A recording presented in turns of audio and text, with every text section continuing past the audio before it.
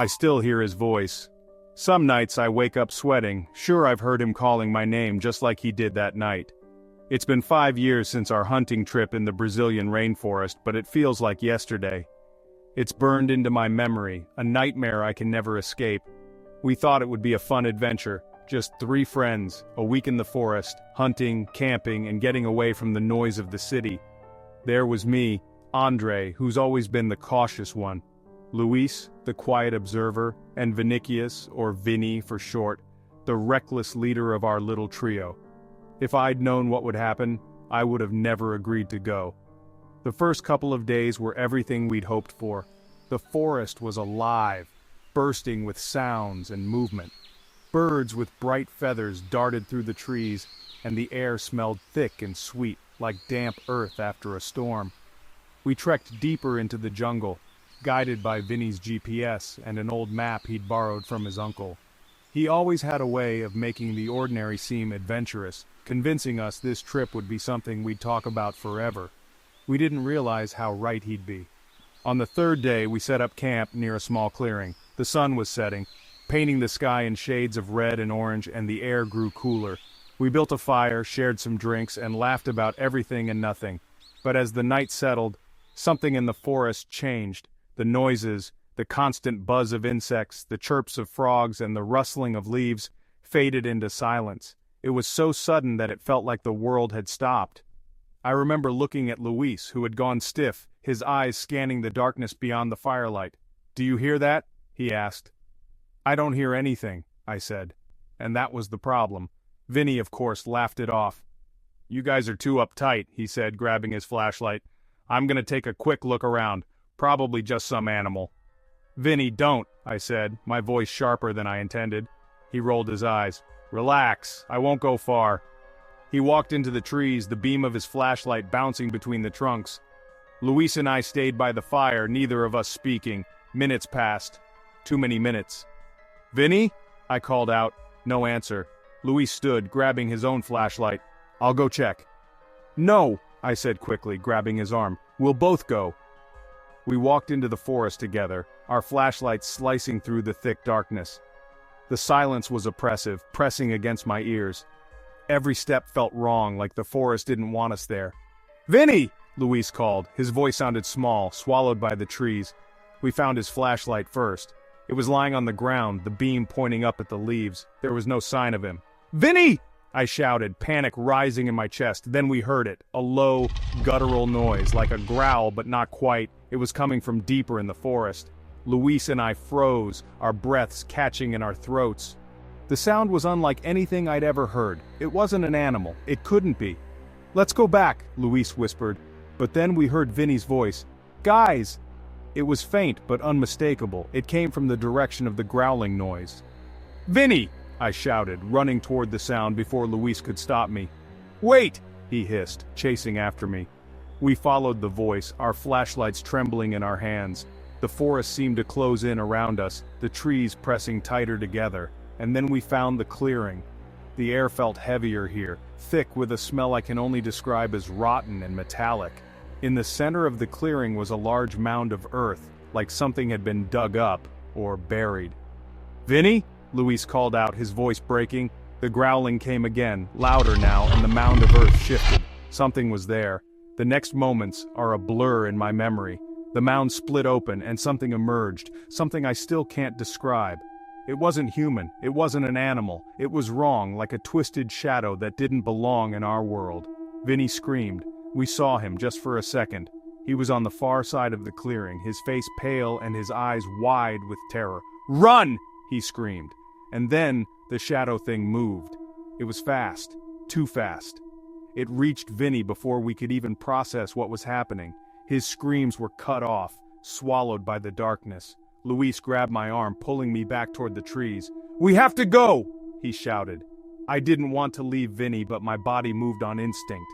We ran, crashing through the forest, branches whipping at our faces. The growling followed us, growing louder, closer. I tripped, falling hard onto the ground. Luis stopped, pulling me to my feet, his face twisted with panic. "We're almost there," he panted, but when I looked back I saw it, the shadow. It wasn't chasing us, it was watching. We made it back to the campsite, grabbing our gear in a frenzy. Neither of us spoke. We didn't need to. We knew we couldn't stay. The trek back to civilization was a blur of fear and exhaustion. Every sound made us jump. Every shadow felt like it was alive. It took us 2 days to get out of the forest. When we finally stumbled into the nearest village, dirty and shaken, we tried to explain what had happened. But how do you explain something like that?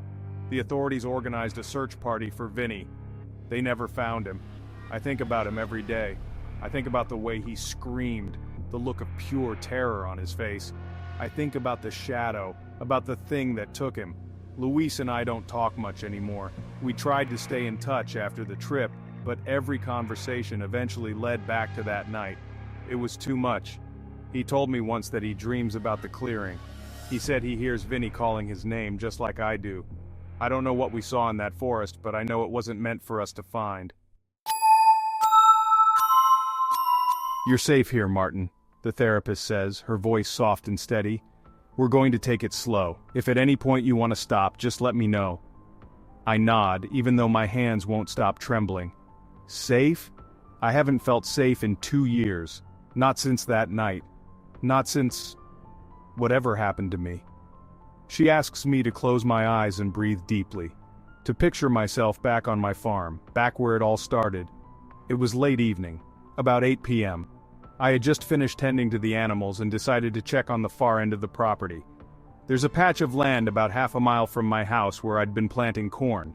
It was quiet, like it always was. Peaceful. I was alone, or at least I thought I was. I hear the noise first. It starts as a low hum, like a distant engine, but it gets louder and sharper, like a piercing whistle. My ears feel like they're going to explode. The pain is so bad I drop to my knees, clutching my head, trying to make it stop, but it doesn't stop. It gets worse. And then comes the heat. It's like the air around me is on fire. My skin feels like it's burning, blistering, though I can't see flames. I want to scream, but the noise is still there, drowning out everything else. I feel like I'm suffocating, like my lungs are full of smoke. My vision blurs and my body collapses. The last thing I remember is the dirt beneath me, the smell of the earth mixed with something metallic, and then nothing. When I wake up, I'm lying on my front porch. It's morning now. The sun is rising, but everything feels wrong. My body is screaming in pain, like I've been through a fire. I look down at my arms, and they're covered in burns and strange cuts. Deep, precise incisions that don't look like anything I could have done to myself. My clothes are shredded. My head is pounding. I try to remember how I got back to the house, but there's nothing, just a blank. The therapist's voice brings me back to the present. You said you woke up on your porch. What happened after that? I swallow hard. I tried to move on, to tell myself it was some kind of accident, but the nightmare started almost immediately. She nods, urging me to continue. I'd see flashes, bright lights, a metal room, shapes I couldn't make sense of. At first I thought they were dreams, but they didn't feel like dreams. They felt real. She tells me we're going to try hypnosis, to go deeper, to see if we can bring back more of the memories I've buried. I don't want to remember. Not really. But I have to know. I close my eyes again and suddenly I'm back there. Back in the metal room. The light is blinding, coming from everywhere and nowhere at once. I'm lying on a cold metallic bed like the ones they use for autopsies. I can't move. My wrists and ankles are strapped down and the metal bites into my skin. I can hear my breathing. Shallow, panicked. The room smells sterile, like alcohol and something sharp I can't place. And then I see it. It looks almost human. Almost. Its body is thin, too thin, like it shouldn't be able to stand. Its skin is pale, almost translucent, and its eyes are enormous, black and reflective, like polished stones. It doesn't speak, but I can feel it looking at me, studying me. There's no emotion in its face, no sign of kindness or malice, just curiosity. I want to scream, to beg, to ask what it wants, but my mouth won't open. There are tools around me. Long, sharp instruments that look like surgical tools, but wrong, twisted. One of them glints in the light, and my stomach turns as I realize it's moving, like it's alive. The being picks one up, a long, thin needle, and brings it toward my arm. The metal gleams as it pierces my skin. The pain is immediate, sharp and electric, like my nerves are being set on fire. I want to fight, to pull away, but I'm completely paralyzed. It's not just my body they're probing. I can feel them in my head, rifling through my thoughts, my memories. My childhood, my fears, my dreams. It's all laid bare like pages in a book. The images come faster now, disjointed and overwhelming. They cut into my chest and I feel something being pulled out, something warm and pulsing. I can't see what it is, but I know it's mine. There's a sound, like metal grinding against bone. I don't know if it's real or if it's just in my head. And then, as suddenly as it started, it stops. The next thing I remember is waking up on the porch. The wounds are still there. The pain is real. And the fear, it's inescapable. The therapist's voice pulls me back to the present again. I'm shaking, tears streaming down my face. "It wasn't a dream," I whisper. "It happened. I know it happened." She doesn't say anything for a long moment, just writes something in her notebook. Then she looks at me, her expression calm but concerned. "We're going to figure this out," she says. "One step at a time." But I know she doesn't believe me. Not really. I leave the session feeling worse than when I came in. The memories are clearer now, but they don't feel like answers. They feel like wounds I've torn open all over again. I don't know what happened to me that night. I don't know what those beings wanted or why they let me go. All I know is that they're still out there. And sometimes when the night is quiet and the stars are bright, I swear I can hear that hum again. People talk about UFO sightings like they're big dramatic events. Bright lights in the sky, spinning discs, flashing beams. But the truth? It's not like that. Not always. It started on the bus. I was on my way back from visiting my sister in the next city over. The last bus of the night, nearly empty. Just me and 4 other passengers scattered across the seats. The lights inside flickered occasionally, the driver humming along to a staticky radio. Outside, the highway stretched on endlessly, a ribbon of asphalt cutting through fields of nothing. The first hour passed uneventfully. I scrolled through my phone, catching glimpses of the other passengers now and then. A woman in her 50s, knitting something colorful under the dim light. A teenage boy near the back, earbuds in, head bobbing to music only he could hear. A middle-aged man in a suit, checking his watch every few minutes like he had somewhere important to be. And a kid, maybe 6 or 7, sitting quietly with his mother near the front. Normal people, a normal night, until it wasn't. About halfway through the trip, the bus slowed to a stop. No announcement, no traffic. Just stopped. I looked up from my phone, confused. The driver stood, adjusting his cap, and turned to address us. "Stay in your seats, folks. Gonna check something out real quick." He grabbed a flashlight and stepped off the bus, leaving the engine running and the door open. We waited. 1 minute, 2, 5. The knitting woman sighed, packing up her needles. "Probably just a flat tire," she muttered. But the teenager pulled out one earbud. "Then why leave the engine running?" No one answered him. The boy near the front started crying softly, his mother shushing him and stroking his hair. Something felt wrong. Not just delayed bus wrong. I glanced out the window, hoping to see the driver walking back, but there was nothing. Just empty fields stretching into the dark. That's when the lights inside the bus flickered again, harder this time, longer. The engine sputtered, and for a moment, the whole vehicle went silent. Then the lights came back, so did the driver. But something about him was different. He climbed back into his seat, didn't say a word, and pulled the bus back onto the road. The hum of the engine returned, steady and monotonous, but it didn't ease the tension that had settled over us. The driver's shoulders were stiff, his movements jerky. When he turned the wheel, it was mechanical, like he was following a script.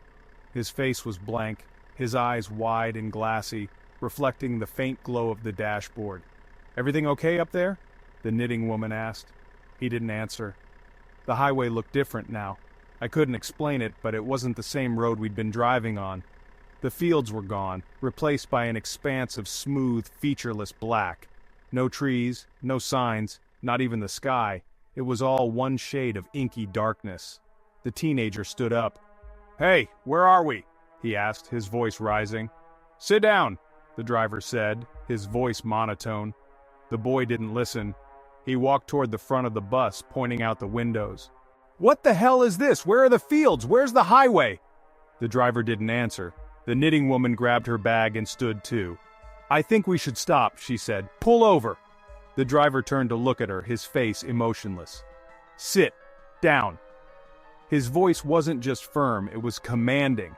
I felt it in my chest, like an invisible weight pressing down. The woman sat. So did the teenager. That's when the windows went dark. Not just dim or foggy, completely black. The headlights didn't reach anything, and the faint glow from inside the bus reflected nothing. The mother near the front hugged her son tightly, whispering something I couldn't hear. "Hey!" the teenager yelled, his voice shaking. "What's going on? Where are we?" The driver didn't answer. He just kept driving, his eyes fixed on the invisible road ahead. The knitting woman started praying under her breath. Minutes felt like hours. The air inside the bus grew heavy, making it hard to breathe. My phone didn't work, no signal, no apps, not even the clock. And then, without warning, the bus stopped again. The door hissed open and something stepped on board. It wasn't human, it was tall, too tall to stand comfortably in the bus, but it moved with fluid grace, its head brushing the ceiling. Its skin was pale and smooth, almost luminous in the dim light, and its eyes were huge and black, reflecting every terrified face in the bus. It didn't have a mouth. The teenager was the first to scream. He bolted for the back of the bus, but the creature moved faster, its long arms reaching out and grabbing him by the shoulders. There was a sound, a low, vibrating hum, and the boy went still, completely still. The creature let go, and he collapsed into a seat, unconscious. The rest of us froze, too afraid to move or even breathe. The creature turned, scanning the rest of the passengers, its head tilted slightly, as if listening to something we couldn't hear. Then it pointed. At me. I don't remember standing, but I must have. My legs carried me to the front of the bus, toward the open door, toward the darkness. I could feel the eyes of the other passengers on me, their fear radiating like heat. The creature stepped aside, motioning for me to leave the bus. I did. Outside there was nothing, just black. No stars, no ground, no air, just void. And yet I could feel something there, something massive, watching. The hum grew louder, vibrating through my skull, and then the light came. Blinding, white-hot light that erased everything else. And then, just as suddenly, it was gone. I woke up at the bus station, alone. The bus was gone. The other passengers were gone. Even my bag was missing. It was morning now, and the station was bustling with commuters. I tried to ask the staff about the bus, about the driver, but they said the last bus had come in hours ago. They didn't know what I was talking about. I haven't seen the other passengers since. I don't know what happened to them, but sometimes late at night I hear that hum again, and I know they're still watching. Thanks for watching. Good nightmares and stay scared.